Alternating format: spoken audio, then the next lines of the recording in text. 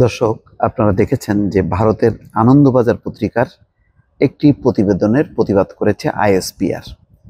আমি প্রায় প্রতিদিনই আনন্দবাজারটা ফলো করি এবং দেখি বাংলাদেশ সম্পর্কিত তারা খুব খবরগুলো উদ্দেশ্যমূলকভাবে পরিবেশন করে।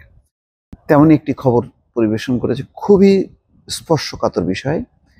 সেখানে বলা হচ্ছে যে পাকিস্তানি সেনা কর্মকর্তারা নাকি বাংলাদেশে এসছেন বা আসবেন, এসে তারা বাংলাদেশের সেনাবাহিনীকে প্রশিক্ষিত করবেন বা ট্রেনিং দেবেন, এই সংক্রান্ত একটি খবর।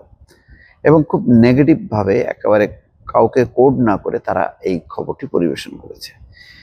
খেয়াল করবেন যে বাংলা ভাষাভাষী পত্রিকাগুলোর মধ্যে আনন্দবাজার শীর্ষস্থানীয় মানে একটি পত্রিকা বাংলা ভাষাভাষীর মধ্যে। আরেকটি হচ্ছে রিপাবলিক টিভি।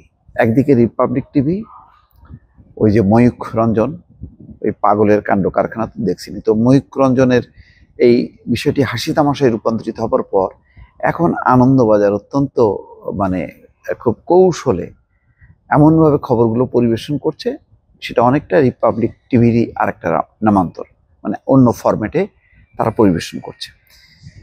তো সেখানে তারা নানা বিষয় নিয়ে তারা তথ্য দিচ্ছে। যেমন আজকে আরেকটি খবর দেখলাম যে বাংলাদেশের 25টা জায়গায় 5 দিন ব্যাপী নাকি জঙ্গিরা তাণ্ডব চালাবে, এই খবর তারা জেনে গেছে। তারপরে বর্ষবরণ উৎসবে নিরাপত্তা ব্যবস্থা নেওয়া হয়েছে যাতে কোনো রকম এর আবরণে কেউ নাশকতা না চালাতে পারে। সেটাকে বলা হচ্ছে যে যেহেতু ইউনূস সরকারের উপর জামাতি ইসলামী জঙ্গিদের একটি প্রভাব পড়েছে, সুতরাং তারা প্রভাবিত হয়ে বর্ষবরণ উৎসবে বাধা দিচ্ছে।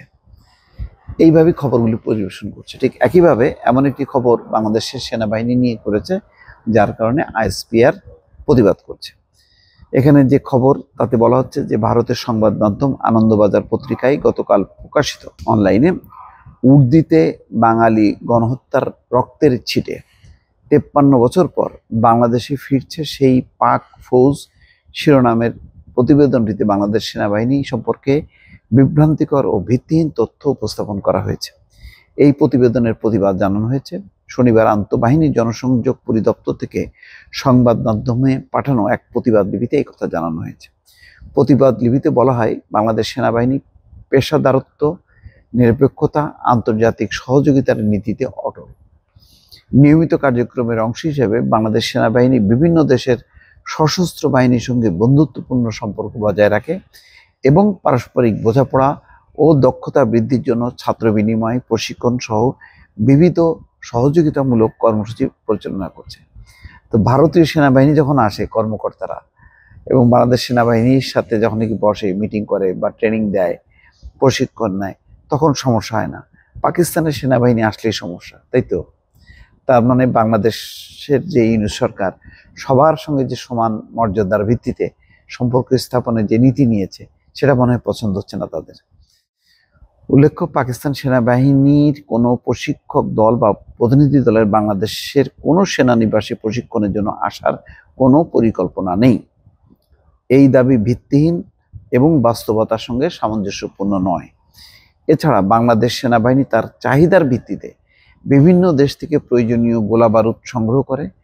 সংবেদনশীল প্রতিরক্ষা বিষয়ে অজ্ঞতাপ্রসূত মতামত অনভিপ্রেত, অযাচিত এবং আপত্তিকর। সাংবাদিকতার সঠিক রীতি অনুসরণ করার বিপরীতে ওই সংবাদপত্র প্রতিবেদন প্রকাশের আগে আইএসপিআর এর কোনো মন্তব্য বা ব্যাখ্যা নেয়নি। এই উপেক্ষা প্রতিবেদনের নিরপেক্ষতা ও বিশ্বাসযোগ্যতা নিয়ে গুরুতর প্রশ্ন তোলে।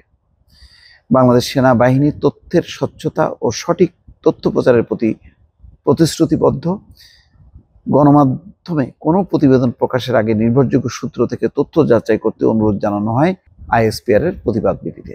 দর্শক, বুঝতে পারছেন, আমি কিন্তু খেয়াল করবেন যে ভয়েস বাংলার চ্যানেলে আমি প্রতিদিন কিন্তু আনন্দবাজারের নানান খবরগুলো আমি দেখছি।